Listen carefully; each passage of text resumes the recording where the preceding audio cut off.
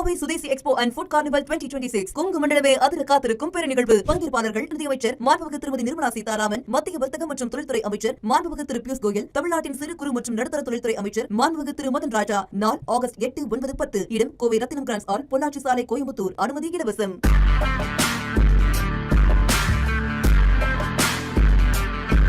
வணக்கம் ஜெயஹிந்த். இன்னைக்கு நம்ம சேனல்ல ஒரு மிக மிக முக்கியமான அப்டேட் பார்க்க போறோம். சமீபத்தில் டெல்லியில் நடந்து முடிஞ்ச போராட்டம், அது பிறகு வன்முறையாக மாறி ஒரு மினிஸ்ட்ரி ரிசைன் பண்ணுற அளவுக்கு போன பிறகு ஒரு பைபோல் நடக்குது, அதாவது இடைத்தேர்தல் நடக்குது. ஒன்று ஒரு எம்எல்ஏ கான்ஸ்டிடன்சி குஜராத்தில், இன்னொன்று பீகாரில், மூணாவது அப்படின்றது மத்திய பிரதேஷில். இந்த 3 இடைத்தேர்தலோட ரிசல்ட் நேற்று வருது. இப்போ இந்த ரிசல்ட்டில் நம்ம சில முக்கியமான முடிவுகளை பார்க்கணும். ஏன்னா இந்த 3 சீட்டுமே பிஜேபி கையில் இருந்த சீட்டு.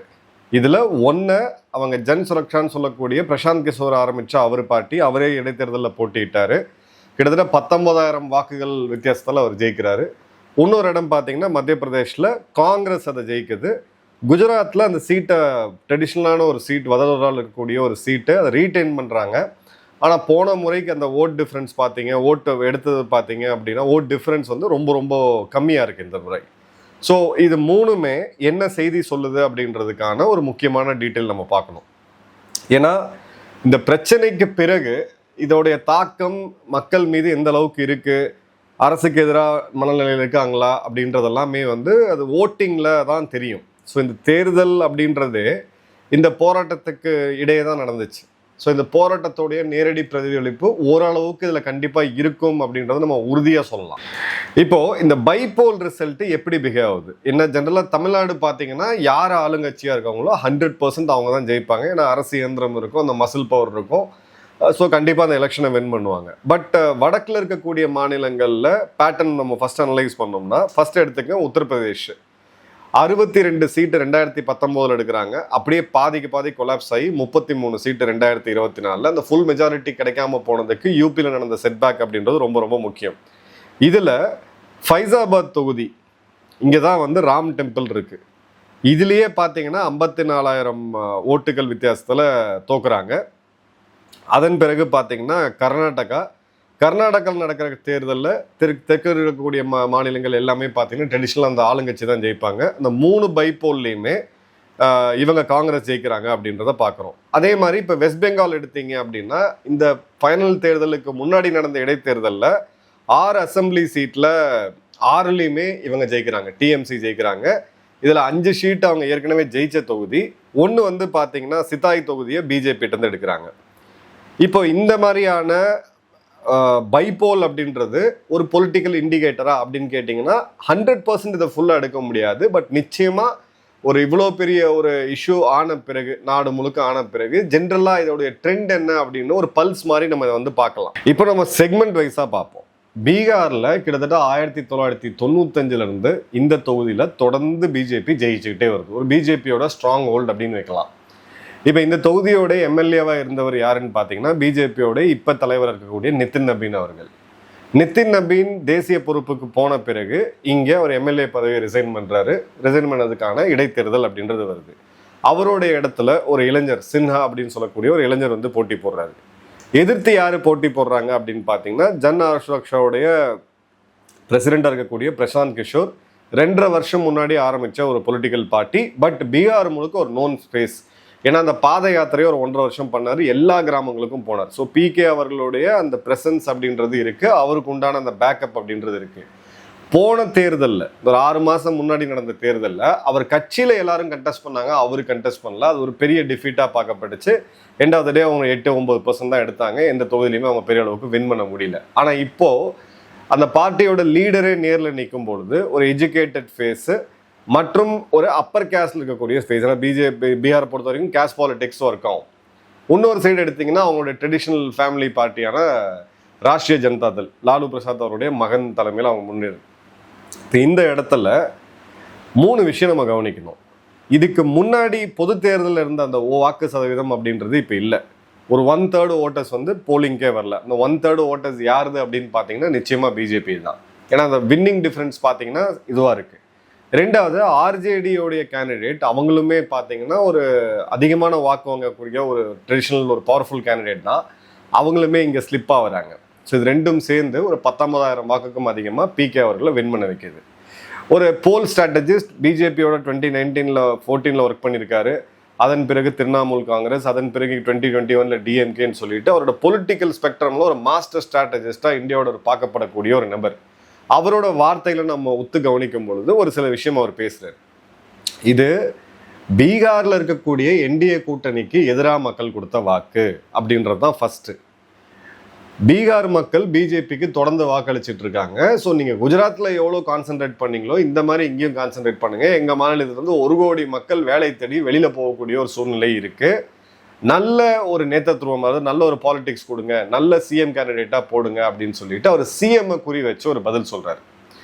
இப்போ இந்த இடத்துல நிதின் நவீன் அவர்கள் ஒரு 3-4 தடவை அங்கே பிரச்சாரத்துக்கும் போறாரு.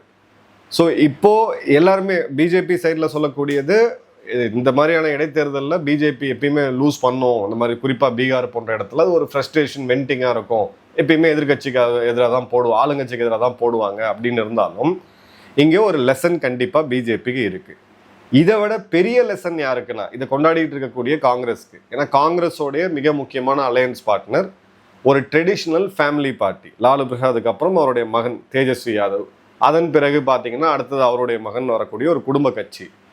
அவங்களுக்கு இங்க ஒரு செட்பேக் அப்படின்றது ரொம்ப தெளிவா பார்க்க முடியுது. சமீபமா நீங்க கவனிச்சீங்கன்னா ஒரு விஷயம் தெளிவா புரியும். இந்த ஃபேமிலி பார்ட்டிஸோட டிக்ளைன் பார்க்கலாம். திரிணாமுல் காங்கிரஸ் மம்தா பானர்ஜி இருக்க வரைக்கும் ஓகே. எப்போ அவங்க அபிஷேக் பானர்ஜி அவங்களுடைய நெஃப்யூ எடுத்துட்டு வந்தாங்களோ அங்க ஒரு டிக்ளைனை பார்க்க முடியுது. தமிழ்நாட்டில் டிஎம்கே பார்த்தோம், மகாராஷ்டிரால என்சிபி, உத்தவ் சேனா அவருடைய சேனா லெகசி அவங்க அப்பா அப்படியே கொடுத்தாரு, பால் தாக்கரே அவர்கள் அப்படியே கொடுத்தாரு. அதன் பிறகு அது கட்சியை உடஞ்சு இன்னைக்கு மெஜாரிட்டியா பார்த்தீங்க அப்படின்னா ஷிண்டே அவர்களுடைய சேனா தான் இருக்கு. என்சிபி பவாருக்கு பிறகு யாரு அப்படின்ற போட்டியில் இன்னைக்கு அந்த கட்சி காணாம போயிருக்கு. நீங்க மெஹபூபா முஃப்தி எடுத்தீங்கன்னா ஜேஎன்கேல கிட்டத்தட்ட அதே நிலைமை தான். இப்போ ஆர்ஜேடி எடுத்தீங்கன்னா அதே நிலைமை தான். ஸோ இந்த ஃபேமிலி டைனாஸ்ட், அதாவது ஒரு 50-60களில் கட்சி ஆரம்பிச்சு அடுத்தடுத்த தலைமுறைனா வந்த எல்லா பார்ட்டியுமே தெளிவாக டிக்ளைன் ஆகுது. இன்னும் ஒரே ஒரு பார்ட்டி மட்டும்தான் ஃபேமிலி பாலிடிக்ஸ்ல ஸ்ட்ராங்கா போயிட்டு இருக்கு. அது எதுன்னு பார்த்தீங்கன்னா அகிலேஷ் யாதவ் அவர்களுடைய பார்ட்டி.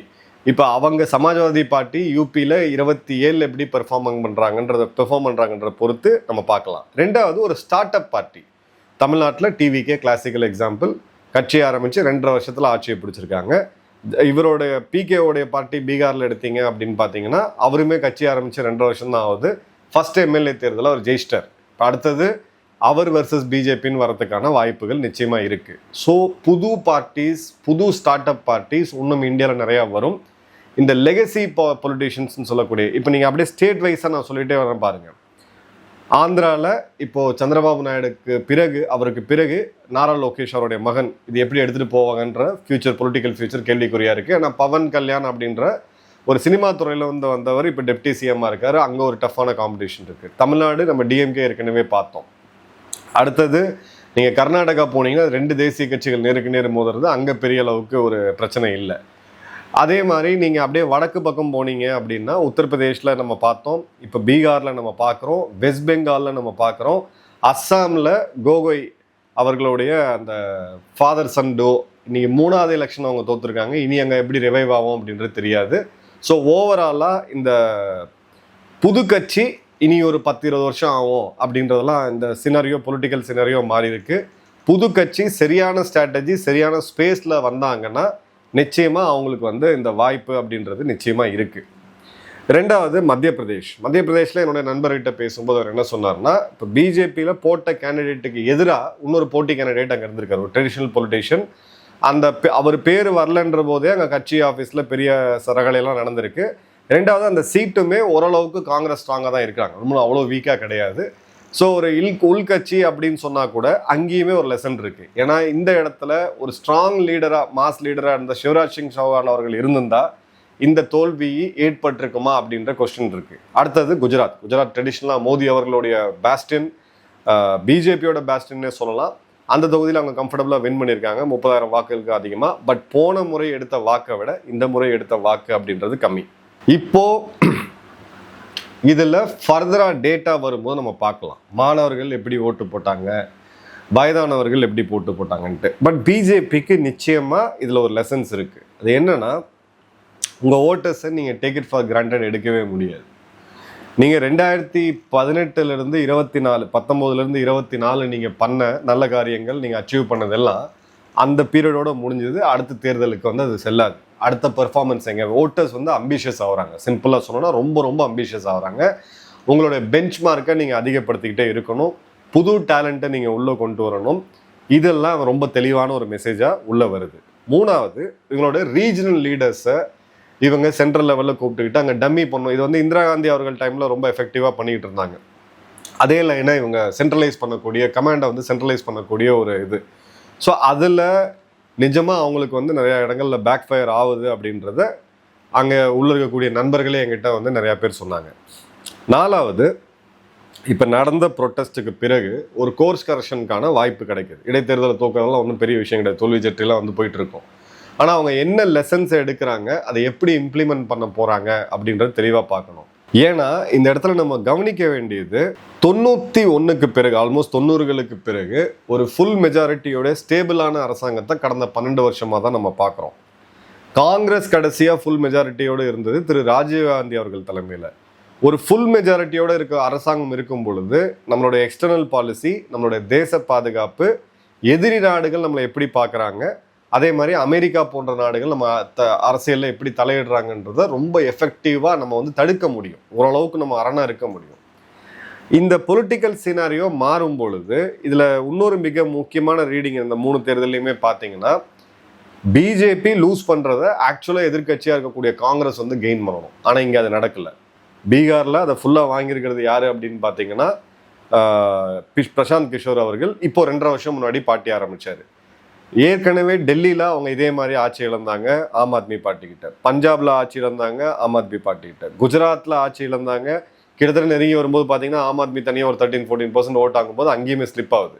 ஸோ இப்போ இருக்கக்கூடிய புது ஜனநாயகத்தில் இந்த புது பார்ட்டிஸ் மக்கள் புது எக்ஸ்பெரிமெண்ட்டை நிறையா பண்ணுவாங்க. அப்படி பண்ணும்போது ஒரு லெகசி பார்ட்டி எங்களை யாரும் அசைக்க முடியாது அப்படின்னு எந்த ஒரு கட்சியுமே ஒரு கான்ஃபிடென்ட்டாக இருக்கவே முடியாது. ஏன்னா இன்னைக்கு சோஷியல் மீடியா அப்படின்றது ஒரு மிகப்பெரிய புரட்சி.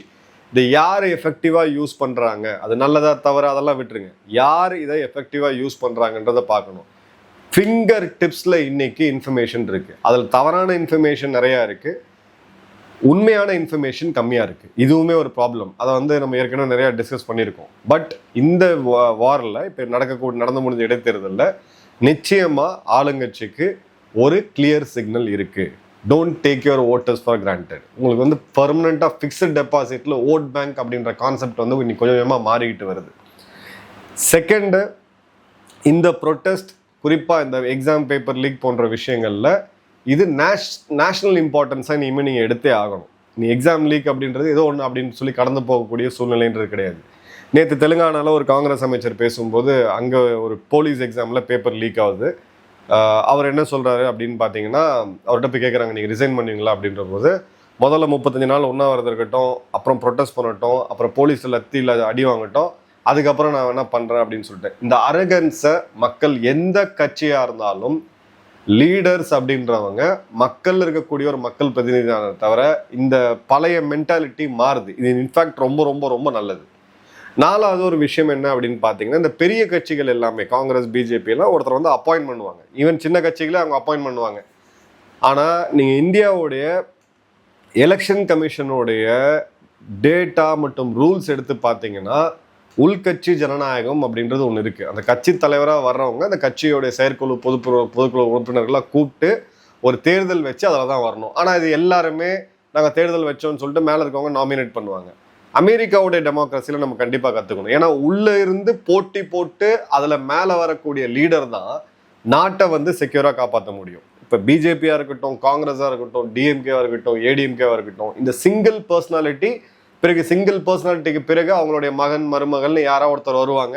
இந்த பாலிடிக்ஸ் இன்னைக்கு ஜெயிச்சவங்களுக்கும் அப்ளிகபிள் ஆகாது. டைனாஸ்டி பாலிடிக்ஸை விற்று இந்தியா வெகு வேகமாக மூவ் ஆகிட்டு இருக்கு.